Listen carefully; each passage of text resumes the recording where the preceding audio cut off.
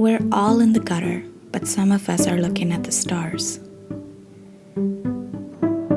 September 2016, New York. This is my third summer in this city. Brooklyn has become my spirit animal. When people ask me what I do, I say I'm a singer-songwriter and multidisciplinary artist. Although lately, I'm less the songwriter than I'd like to admit. Writing a song used to be an undeniable, non-ignorable impulse. Nowadays, they don't come in the form of impulse.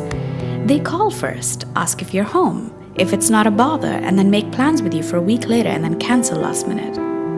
I could wax pathetic endlessly about the loss of my wild, spontaneous artist self, but the truth is, I divide most of my time between making and editing films, designing spaces, and clumsily trying to manage being a daughter, a wife, a sister, and a cat mother. I started all these creative endeavors to support my dream as a musician. But what I'm realizing is that maybe the part that writes songs is free from any of those motivations and obligations.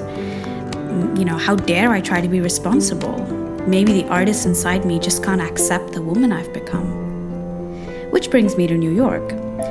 Being the pathological list maker, goal setter type that I am, I've decided to tackle my existential problem with a trusty old checklist with two main goals on it.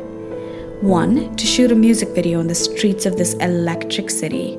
And two, to reunite my artist self with my woman self.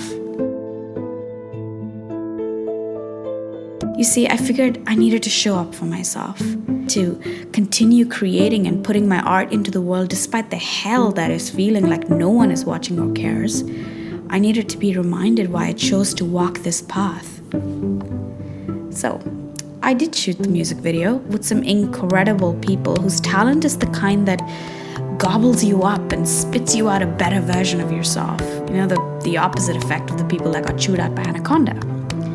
The second goal, as tricky as it seemed at first, is gently coming together. With every passing day, I sense a shift within me. Thanks to Mr. Jetlag, I am now a morning person. I've been writing and asking myself scary questions that I try very hard to avoid on a normal basis. Ones like, do we really need to eat that last chocolate croissant?